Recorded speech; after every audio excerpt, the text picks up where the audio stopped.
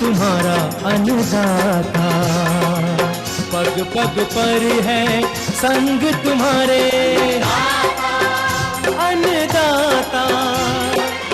लहू किसानों का बन के पसीना सींचता है धरती का सीना। मेहनत का तेरी हक दिलवाने, नई तकनीक नई खोज बताने। पशुधन को गुणवान बनाना, पौध सुरक्षा को सिखलाना, खेती के सब गुर समझाने, भारत का सरताज बनाने। आठों पहर है संग तुम्हारे अन्नदाता अन्नदाता। नमस्कार, मैं कात्यायनी चतुर्वेदी आप सभी दर्शकों का अन्नदाता कार्यक्रम में बहुत स्वागत करती हूं। हर रोज की तरह कार्यक्रम में हम लेकर आते हैं खेतीबाड़ी से जुड़ी हुई बहुत सारी लाभकारी जानकारियां। तो चलिए सबसे पहले देखते हैं क्या है विशेष आपके लिए आज के कार्यक्रम में। ज्वार की वैज्ञानिक खेती पर संपूर्ण जानकारी।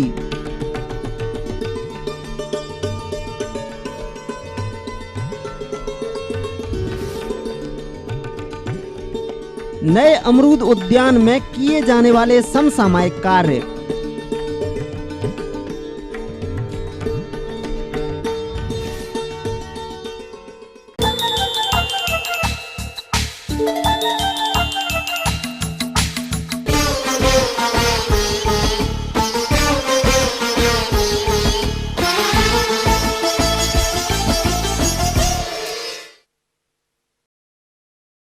हमारे प्रदेश में ज्वार की खेती करनाल, हिसार, रोहतक, सोनीपत जिलों में मुख्य रूप से की जाती है और इसकी फसल से अधिक उपज तभी संभव है जब इसकी खेती वैज्ञानिक तरीके से की जाए। तो ज्वार की उन्नत किस्म एवं वैज्ञानिक तकनीकी से खेती की जानकारी के लिए देखिए हमारी ये विशेष प्रस्तुति। ज्वार की वैज्ञानिक खेती, जिसमें सबसे पहले बात करते हैं भूमि के चयन व उसकी तैयारी पर। ज्वार की खेती के लिए मध्य दोमट भूमि, जिसका पीएच मान 6 से 8.5 हो, जिसमें वर्षा के जल को संग्रहित करने की क्षमता हो तथा जहां पर जल निकास की व्यवस्था हो, ज्वार की खेती के लिए उपयुक्त है। खेत का चुनाव करने के बाद एक जुताई मिट्टी पलटने वाले हल से तथा 2 से 3 बार देसी हल या कल्टीवेटर से जुताई कर लें तथा खेत को अच्छी तरह से तैयार कर लें। जिस मिट्टी में जस्ते की कमी हो वहां 20 से 25 किलोग्राम जिंक सल्फेट प्रति हेक्टेयर की दर से अंतिम जुताई के समय खेत में मिला दें। किसान भाइयों, आइए अब बात करते हैं उन्नत किस्मों के चुनाव की।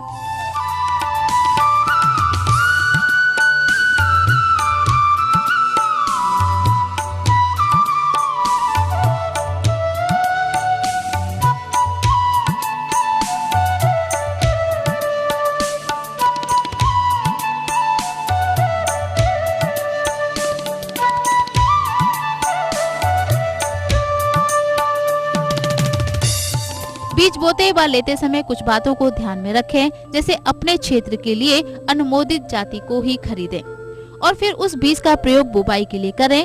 किसान भाइयों, आइए अब बात करते हैं बीज की मात्रा पर। इसमें बीज की मात्रा 10 से 12 किलोग्राम प्रति हेक्टेयर होती है और बुवाई का उपयुक्त समय जून से जुलाई तक है।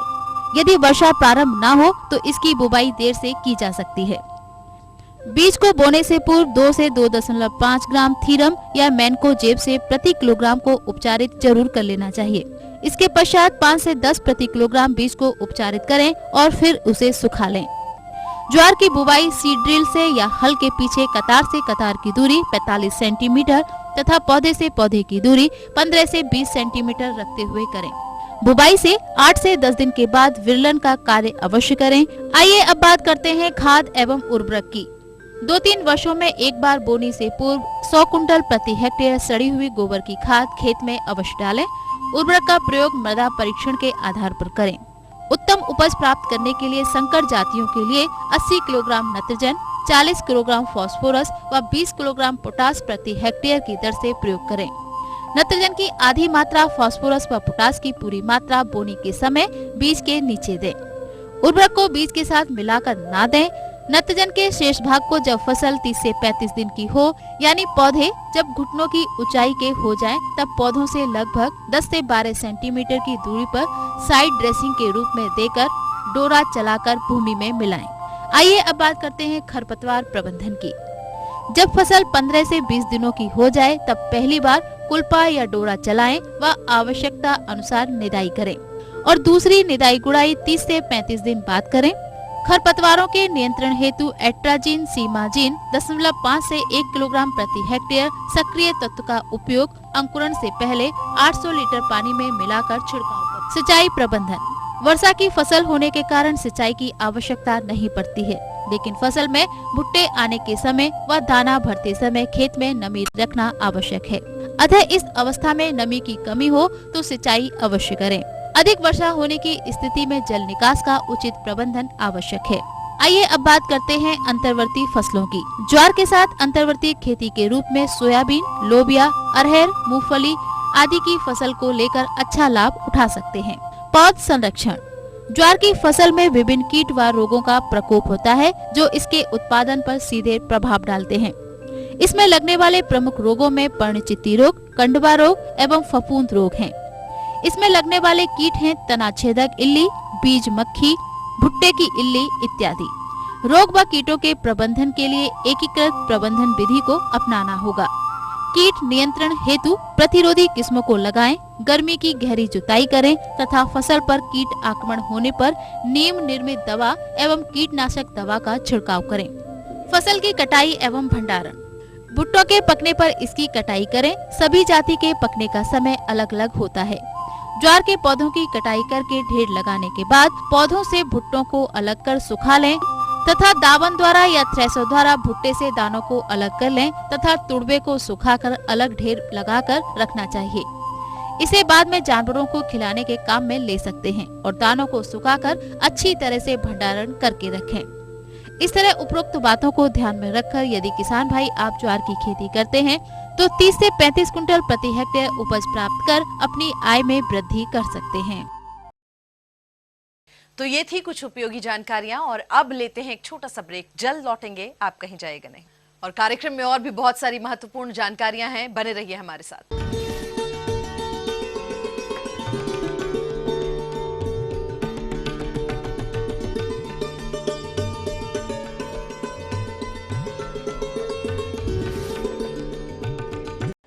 BBC दुनिया को है जिस पर भरोसा।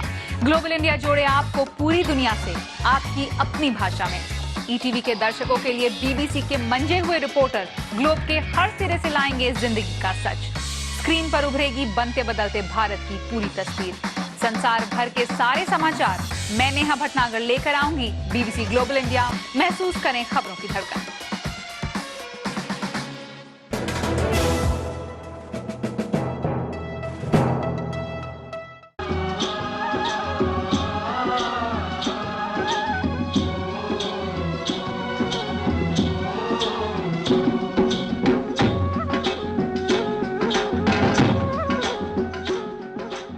ब्रेक के बाद एक बार फिर से आप सभी दर्शकों का अन्नदाता कार्यक्रम में बहुत स्वागत है। बढ़ते हैं अपनी अगली प्रस्तुति की ओर।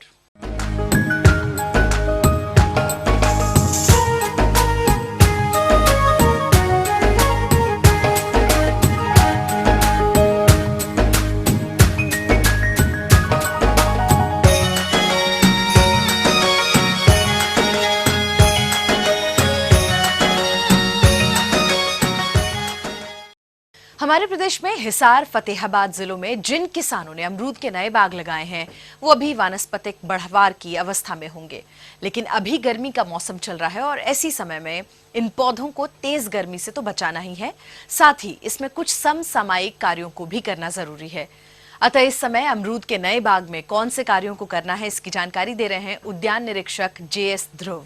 जो किसान भाई अभी वर्तमान में फरवरी और मार्च के महीने में अमरूद का पौधरोपण किए हैं, उनको मुख्य रूप से अभी गर्मी के सीज़न में तेज़ गर्मी से बचाव के लिए मुख्य रूप से पौधों को मल्चिंग करना ज़रूरी है। किसान भाई पौधे के किनारे आसपास दक्षिण पश्चिम दिशा में मुख्य रूप से जहाँ पर आपका गर्म हवा का ज़्यादा प्रभाव पड़ता है उस क्षेत्र में पुआल का मल्चिंग कर सकते हैं और उसका घास फूस का भी मल्चिंग करके पौधे को ढके ताकि गर्म हवा और तेज़ धूप से बचाव किया जा सके और पौधे की मरने से बचाया जा सके। इसके साथ ही किसान भाइयों को विशेष रूप से सिंचाई में ध्यान देना चाहिए क्योंकि गर्मी में पानी की ज़्यादा आवश्यकता पड़ती है।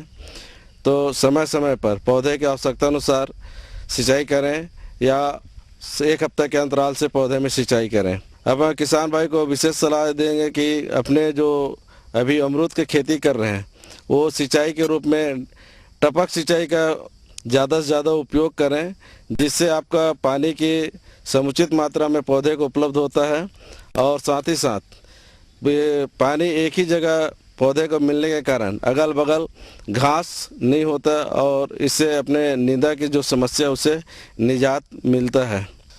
हाँ, किसान भाई एक और ध्यान दें, अमरूद के पौधे के समुचित विकास के लिए, अच्छे फलन के लिए विशेष तौर पर जब पौधा आपका 1 मीटर का अगर हो जाए तो ऊपर में जो 90 सेंटीमीटर के ऊपर में टाप कर देना चाहिए, जिसके कारण आपका जो पौधे का विकास जो ऊपर हो रहा है वो रुक के अगल बगल होगा और इससे बढ़िया कैनोपी बनेगा।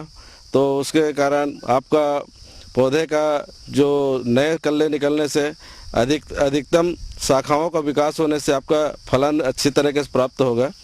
साथ ही किसान भाई विशेष ध्यान दें, जब अपने ये अभी मई के बाद जून महीने में पौधे को खाद की आवश्यकता होती है, जिसमें किसान भाई थाले जो बनाए हैं उसमें 10 किलो गोबर खाद, 50 ग्राम नत्रजन, 30 ग्राम सुपर फास्फेट और 50 ग्राम पोटास मिला के डालें। और इसके थाला भराई के पास अगर बारिश होता है तो सिंचाई का आवश्यकता नहीं होगी, अगर बारिश नहीं होता तो एक सिंचाई करें ताकि उसमें खाद जो मिलाए हैं पूर्ण रूप से पौधा उसको अवशोषित कर सके।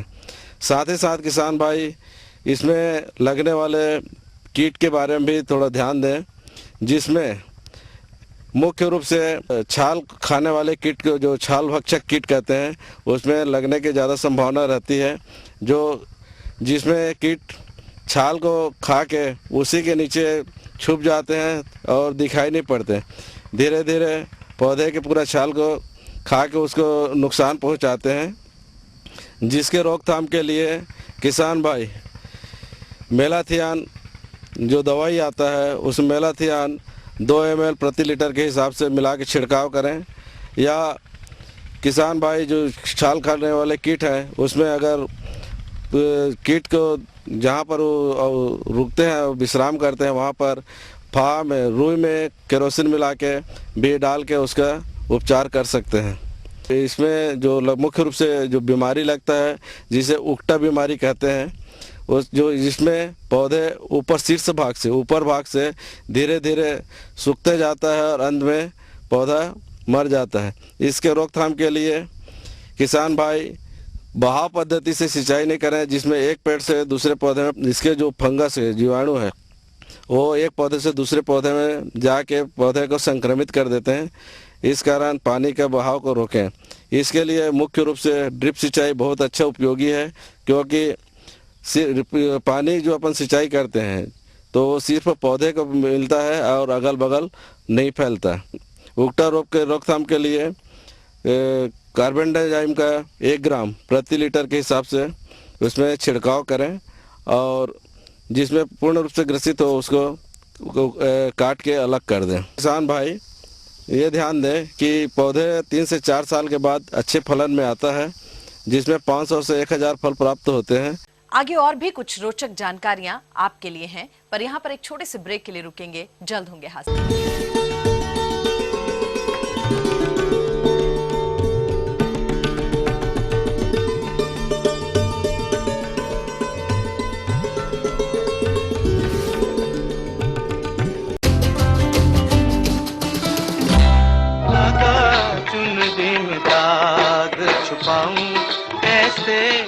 वो रूहानी लफ्ज जो आज भी हैं जहन में।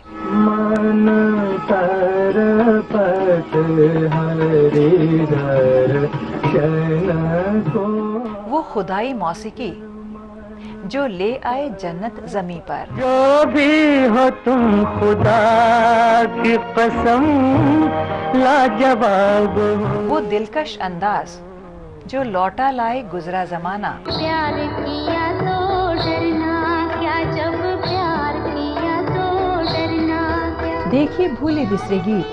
डरना क्या जब प्यार।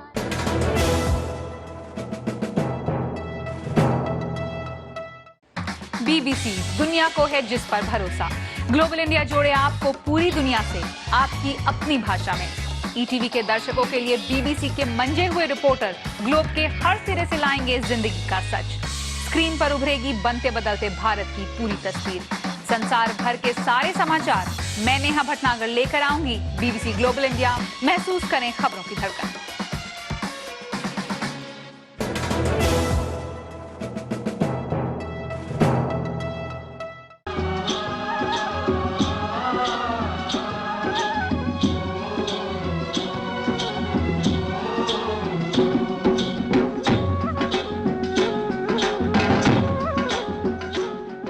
ब्रेक के बाद आप सभी दर्शकों का बहुत स्वागत है अन्नदाता कार्यक्रम में। चलिए अब रुख करते हैं अगली कड़ी की ओर।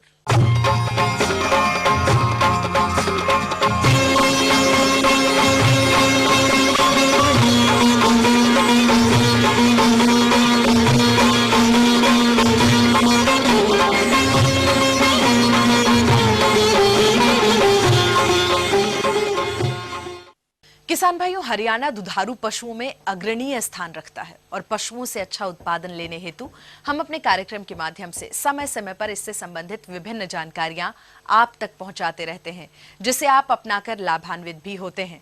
तो आज इसी कड़ी को आगे बढ़ाते हुए जानकारी लाए हैं पशु पोषण में खनिज मिश्रण तैयार करने की विधि और इसके लाभ और अन्य पहलुओं पर जानकारी दे रहे हैं एक विषय विशेषज्ञ डॉक्टर मुकेश कुमार शर्मा।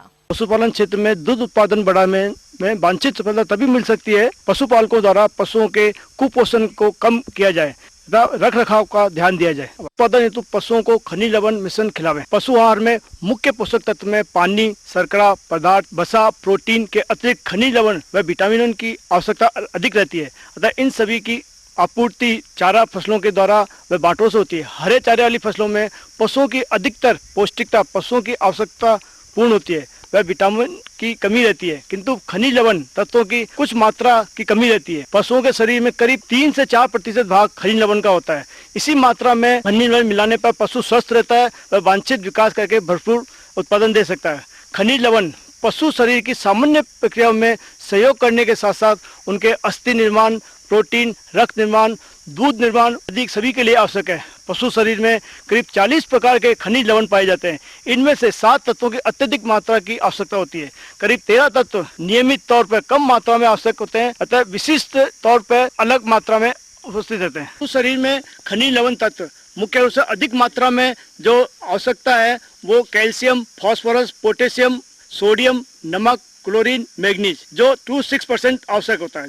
कम मात्रा में आवश्यक है वो तांबा, कोबाल्ट, जस्ता, आयोडीन, लोहा, मैग्नीज आदि तत्व हैं जो ओनली 0.025% आवश्यक है। अतः उपयुक्त मात्रा में पशु आहार में उपस्थित रहते हैं। खनिज लवण पशुपालक लोग अपने घर पे भी तैयार कर सकते हैं। 100 किलो खनिज लवण मिश्रण तैयार करने को जो केमिकल आवश्यक है 10 केमिकल हैं, उनको मैं आपको मात्रा के हिसाब से बता रहा हूँ कितना चाहिए। सबसे पहले अपन डाई कैल्शियम फॉस्फेट लेंगे जो 100 किलो के लिए 55 किलो की आवश्यकता होगी। सेकंड नंबर सोडियम क्लोराइड जो कहते हैं साधारण नमक, वो 100 किलो में 30 किलो की आवश्यकता रहती है।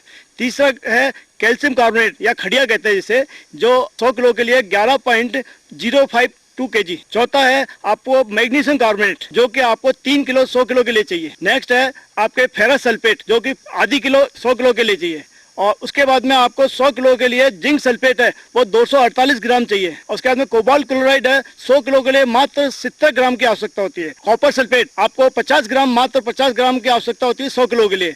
और मैग्नीज डाइऑक्साइड 70 ग्राम की आवश्यकता 100 किलो के लिए। पोटेशियम आयोडाइड की मात्र 10 ग्राम की आवश्यकता होती है। इस प्रकार ये 100 किलो मिश्रण के लिए ये फॉर्मूला आप अपना सकते हैं। किस तरह से तैयार करना है, तो उसके लिए अपन को सबसे पहले सभी जो केमिकल है शुद्ध रूप से सूखे होने चाहिए। दूसरा है खनिज लवण उचित मात्रा में, जो आपको बताई हुई है उस मात्रा में तोल कर अलग अलग बारीक पाउडर के रूप में पीस लेवे। तीसरी चीज है, सबसे पहले उन केमिकल को आप मिलाएं जो कम मात्रा में है, जैसे पोटेशियम आयोडाइड है, कॉपर सल्फेट है और फेरस सल्फेट है। इस तरह के केमिकल है, 6 केमिकल है, इसको आप मिला के मिक्स कर लें। फिर धीरे धीरे सभी रसायन को एक के बाद में एक मिलाते जाएं। पूरी तरह मिलाने पर आवश्यकता अनुसार इसकी 1-1 किलो में आप पैकिंग कर सकते हैं। खनिज लवण मिश्रण खिलाने के क्या क्या फायदे हैं? सबसे पहले पशु की शारीरिक वृद्धि अच्छी होती है। दूसरा है पशु शीघ्र व समय पर प्रजनन योग्य हो जाता है। तीसरा है पशु के ब्याने के बाद उचित समय पर, गर्मी में पशु आता नहीं है तो वह गर्भित हो जाता है। चौथा है पशु समय पर ब्याता है। पांचवा है ब्याते समय कैल्शियम की कमी नहीं होने से पशु को जो दूध ज्वर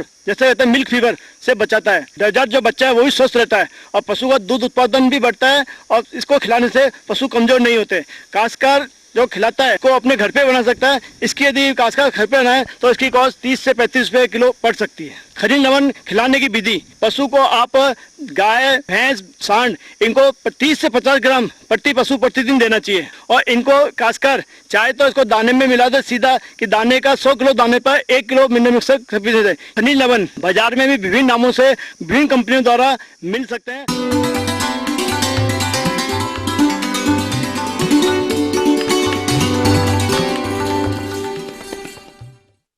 अन्नदाता हेल्पलाइन निशुल्क फोन संपर्क सेवा के माध्यम से आपके द्वारा पूछे गए प्रश्नों में से 1 या 2 महत्वपूर्ण प्रश्नों को हम अपने कार्यक्रम में शामिल करते हैं और इसी के तहत आज का चयनित प्रश्न और उसका जवाब इस प्रकार है।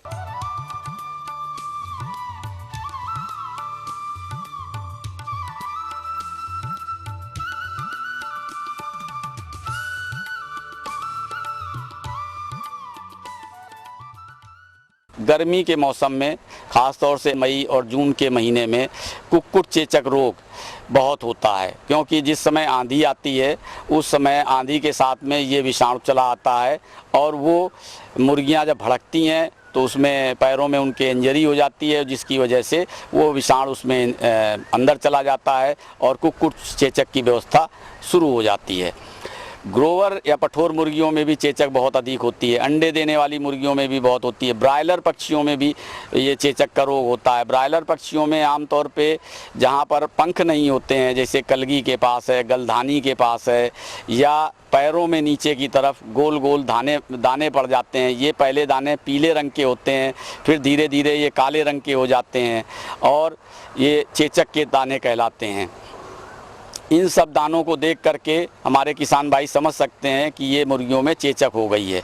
इसमें पक्षियों को तेज बुखार आता है, दाना खाना कम कर देते हैं, अंडा उत्पादन कम हो जाता है। वैसे तो इस रोग में पक्षी मरते नहीं हैं, क्योंकि ये बीमारी अपने आप ही 10 से 15 दिनों में ठीक हो जाती है और ये जो काले दाने बने होते हैं ये काले होकर के गिर जाते हैं और वहाँ पे जो खाल है वो सही हो जाती है। लेकिन इसमें एक चीज़ ध्यान रखना पड़ता है, जहाँ पर भी मुर्गी चेचक अंडे देने वाली मुर्गियों में आता है उसमें मुर्गियाँ कुड़क बहुत होती हैं, वो बहुत सारी मुर्गियों में अंडा उत्पादन बंद हो जाता है। ऐसे ही जो ब्रायलर पक्षी हैं उनका वज़न कम हो जाता है, क्योंकि बुखार की वजह से वो दाना नहीं खा पाते हैं और जिसकी वजह से उनका वज़न कम रहता है।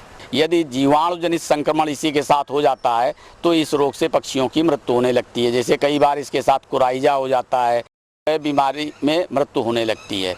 इस रोग के बचाव के लिए टीका उपलब्ध है। चेचक का टीका 6 सप्ताह की आयु पर 0.2 मिलीलीटर मांसपेशी में लगाएं तो उस इंजेक्शन की सहायता से ये टीका लगाते हैं तथा यही टीका 13 से 14 सप्ताह की आयु पर दोबारा लगाया जाता है। एक बार चेचक फैल जाए तो इसके लिए एक तो गूगल का धुआं करना चाहिए, लोबान का धुआं करना चाहिए कुक्कुट गृह में सुबह शाम 2 बार। विटामिन मिश्रण पिलाना चाहिए, विटामिन का मिश्रण है उसकी मात्रा बढ़ा दें और पानी में पिलाएं। दाने पानी में एंटीबायोटिक का प्रयोग कर सकते हैं, इसमें ऑक्सीटेट्रासाइक्लिन है या पेनिसिलिन है, एम्पिसिलिन है, इनमें से कोई भी एक एंटीबायोटिक पिला सकते हैं। इसके अलावा होम्योपैथी की एक दवा उपलब्ध है जिसको हम थूजा 200 के नाम से जानते हैं।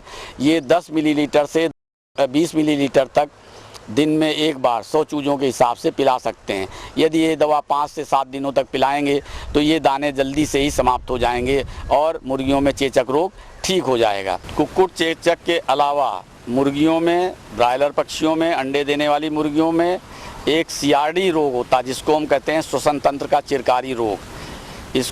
ये रोग भी गर्मी के मौसम में तीव्रता पकड़ता। वैसे तो ये जाड़े के मौसम में भी रहता है और इसके लिए कोई मौसम की वो नहीं है, लेकिन गर्मी जब बहुत तेज़ पड़ती है, जब लू चलती है और बारिश हो जाती है तो उसमें इस रोग के फैलने की संभावना बढ़ जाती है। ये रोग माइकोप्लाज्मा जो कि जीवाणु के ग्रुप में आता है उसके द्वारा होता है और ये श्वसन तंत्र को प्रभावित करता है। इसमें छोटे से चूजे से लेकर के बड़ी मुर्गियां तक प्रभावित होती हैं। ब्रायलर पक्षी बहुत प्रभावित होते हैं। आजकल ब्रायलर पक्षियों में ये रोग बहुत तीव्रता से फैल रहा है, क्योंकि जब कटाई होती है, मड़ाई होती है और आंधियां चलती हैं तो ये जीवाणु जो है मुर्गियों के श्वास नली के माध्यम से शरीर में प्रवेश कर जाता है और ये रोग फैलाने लगता है।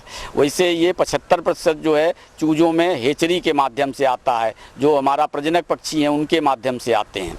इस रोग में मुर्गियों को सांस लेने में परेशानी होती है, चोंच खोल करके सांस लेते हैं, चेहरे पे सूजन हो जाती है, नाक से स्राव निकलता है, दाना कम खाते हैं, गुर्र गुर्र की आवाज़ आती है, सीटी जैसी आवाज़ आती है और अंडा उत्पादन कम हो जाता है, अंडे का छिलका पतला हो जाता है और इसमें पक्षी मरते हैं। यदि ये किसी दूसरे जीवाणु के साथ में या विषाणु के साथ में बीमारी होती है तो इसमें मरने की संख्या बढ़ जाती है। तो इसके बचाव के लिए जो किसान भाई हैं वो टाइमोटिन या टाइलोसिन टार्ट्रेट का इस्तेमाल करें।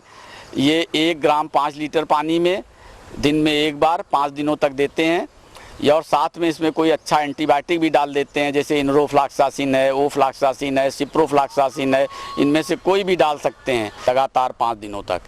यदि ये दोनों दवाइयाँ साथ में चलाएंगे तो इससे CCRD रोग का रोकथाम हो जाएगी। ये दवा सिर्फ उसके लिए है जो स्वस्थ पक्षी हैं, उनमें ये रोग ना फैलने पाए, उसके लिए हम करते हैं। इसी के साथ ऐसी जगह से आप चूजे खरीदें जहाँ के प्रजनक पक्षी CRD से मुक्त हों। अगर प्रजनक पक्षी CRD से मुक्त होंगे तो इस रोग के फैलने की संभावना बहुत कम होगी। इसके साथ ही जो कुक्कुटशाला है उसमें गर्मी का प्रकोप कम होने दें, गर्मी कम लगने दें, उसके लिए ठंडा पानी पिलाएं।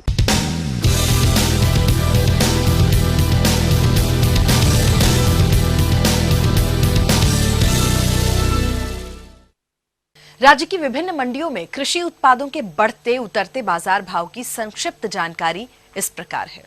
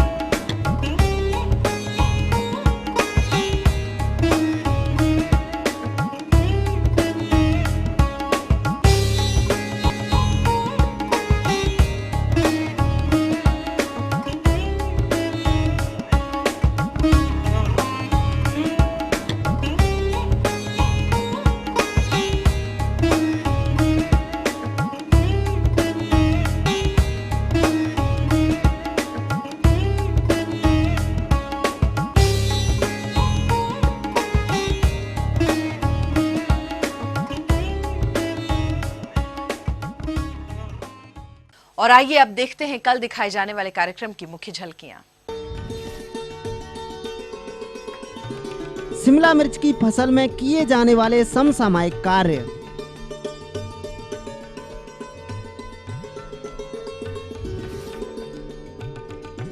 हम ये उम्मीद करते हैं कि आज का कार्यक्रम आप सभी दर्शकों के लिए उपयोगी रहा होगा।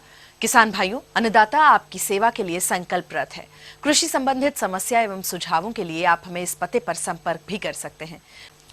प्रोड्यूसर अन्नदाता, ETV Haryana Himachal Pradesh, Ramoji film city Hyderabad 501512। साथ ही आप हमें ईमेल भी कर सकते हैं। हमारा ईमेल एड्रेस है annadaata.hr.hp@etv.co.in।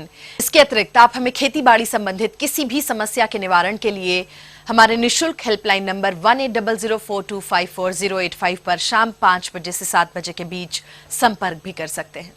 और फिलहाल अन्नदाता की पूरी टीम को दीजिए इजाजत। कल फिर इसी समय आपसे मुलाकात होगी कृषि संबंधित कुछ और रोचक जानकारियों के साथ। नमस्कार।